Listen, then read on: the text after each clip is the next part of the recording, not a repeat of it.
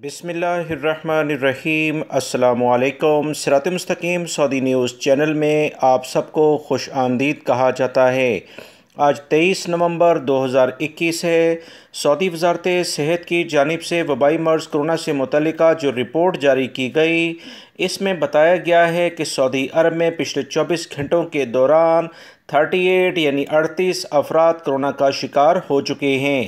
32 افراد صحتیاب بھی ہوئے ہیں، جبکہ ایک شخص کا کرونا کی وجہ سے انتقال بھی ہو گیا ہے۔ انا للہ و انا الیہ راجعون۔